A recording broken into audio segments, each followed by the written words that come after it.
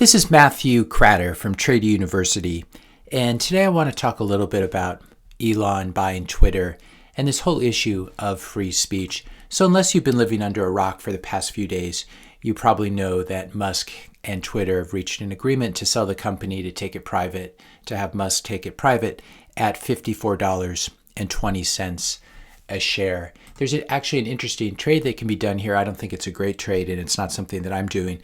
But because the takeover price, it's a cash purchase price. So if you own a share of Twitter, you will get paid. If this deal goes through, you'll get paid $54.20.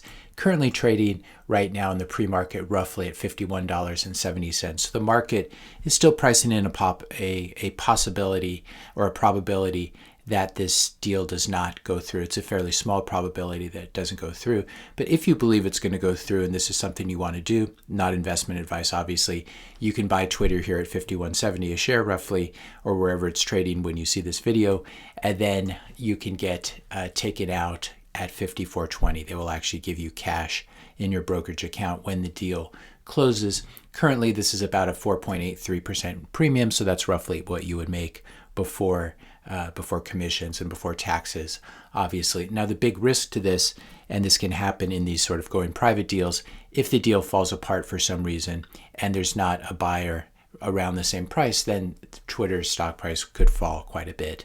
It could fall to wherever it was trading before Musk started accumulating shares. So that's the risk. I don't think it's a great trade, but just wanted to explain to you how that works. Musk put out an interesting tweet yesterday talking a little bit about the free speech issues and Twitter, and I just want to read part of this to you. This is obviously Musk speaking. Free speech is the bedrock of a functioning democracy, and Twitter is the digital town square where matters vital to the future of humanity are debated. Now, I think this is true, and we'll talk a little bit about the debate around Twitter being a private company and the First Amendment only applying to the government limiting free speech. I think we're in an interesting point in history, obviously, where the town square, where politics used to be debated, where democracy was worked out, has now moved online, and it's moved to various platforms like Twitter, and they've become very important. So there is a sense in which this is the new digital town square, where everyone argues about everything and tries to come to a consensus, or maybe just tries to fight. Musk said, "I also want to make Twitter better than ever by enhancing the product with new features, making the algorithms open source." I think that's a really interesting piece, and all the devs among you and all the computer scientists, I would love to hear through you what you think of these algorithms if they're ever made open source. Defeating the spam bots he's also talking about, and authenticating all humans. This is the most dangerous part of his announcement, I thought. Does this mean that he's going to KYC Twitter, where when you sign up, you're going to have to provide all the stuff you'd provide when opening up a Bitcoin account or a crypto account or a brokerage account? Your name, your home address, your birth date, your social security number, etc. Hopefully this does not happen. Anonymity, I would argue, the ability for NIMs to be on Twitter is essential to free speech, just as it's essential to free markets. You don't want everyone knowing your identity when you're trading and you're in an order book buying a stock or buying Bitcoin or something like that.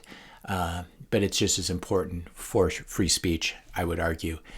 The one thing we don't want, if Musk ends up KYCing Twitter, we do not want some sort of combination here of a digital ID that you'd use for Twitter, then that's eventually linked to central bank digital currency. So this is the risk to the extent that you believe that Musk is a statist rather than a libertarian, and it remains to be seen. Though I will say that having Musk running and owning the company, or at least in charge of the company's policies, is definitely, while not perfect, and Musk always seems to do weird things, it's definitely an improvement on the people who've been running it, who've kicked so many people off of Twitter just because they were afraid of their ideas, in my opinion.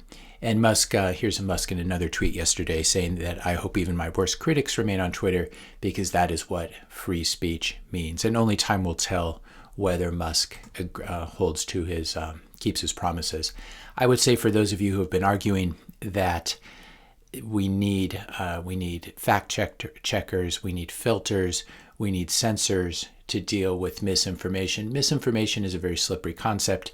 Your misinformation might be my information. A lot of people over the past 10 years have been saying that saying anything nice about Bitcoin is misinformation. And it's always very difficult without the perspective of history and looking back on things to really know what is true and what is not. So I personally believe, and you can disagree with this, that the best way to deal with misinformation, whether in real life or online, is to learn to use your brain, to learn critical thinking. And this is originally what the public schools, what the government schools should have been set up to do. They don't do a very good job of it anymore. But this is the best way to combat misinformation, is to really learn critical thinking. It's not for everyone. Most people, or many people, will not be able to do it. But I think that the worst way to deal with misinformation is to let some corporation or let some government or let some media corporation get to decide what's true and filter things for you. If you're finding this video helpful so far, be sure to hit that subscribe and like button and hit the notification bell as well if you want to be notified when I publish my next video. I thought Naval made a great point in this tweet, saying there's no such thing as true censorship.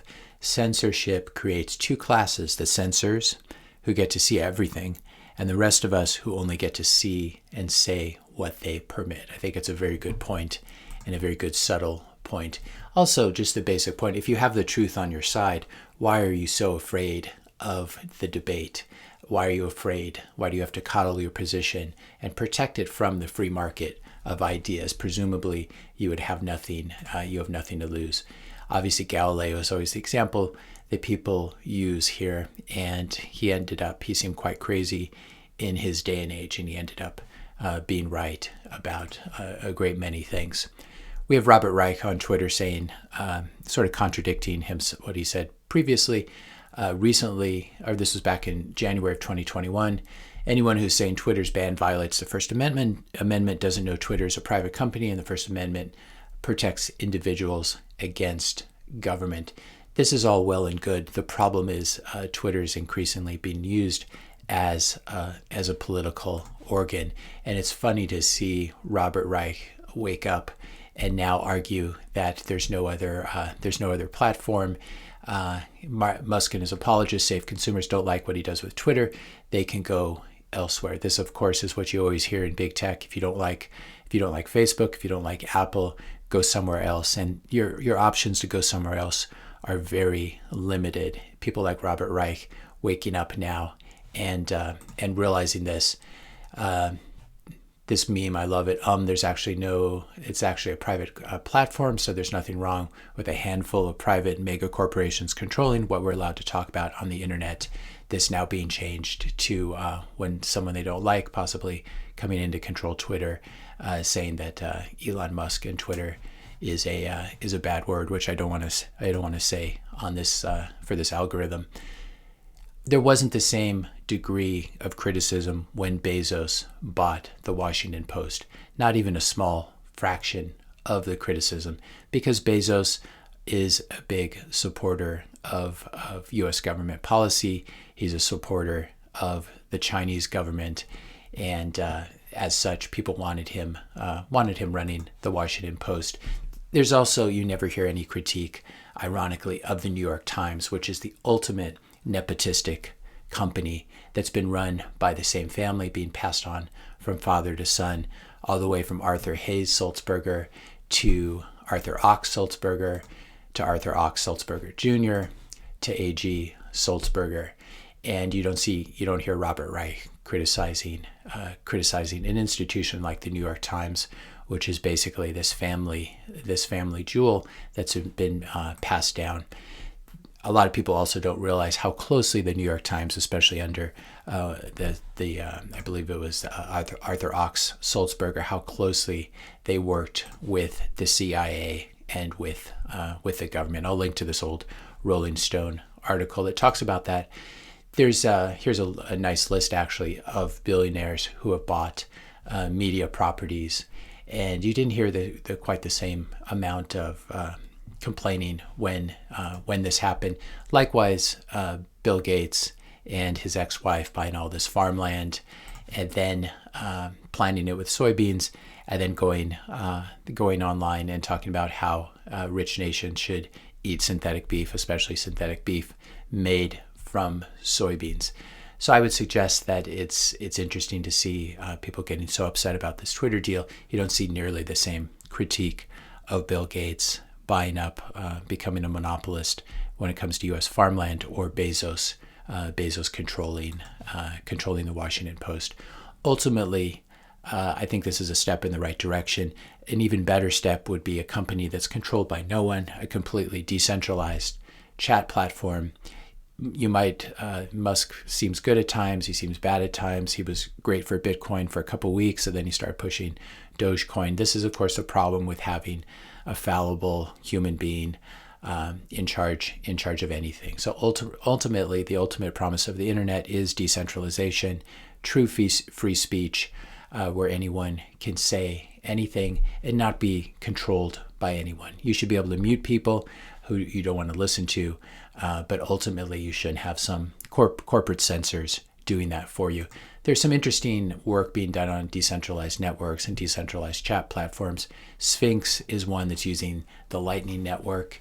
I've talked about them before. BlueSky, I know less about. They do look interesting, talking about allowing various new technologies that will allow a decentralized public conversation. So to the extent that Twitter is becoming more open and more less subject to censorship and control, I would say this is a great move for Twitter. Hopefully Musk doesn't let us down and use this as a way of bringing in digital ID and tying that to our online opinions. Finally, wanted to highlight Michael Saylor's proposal, which is being retweeted here by Bitcoin Magazine.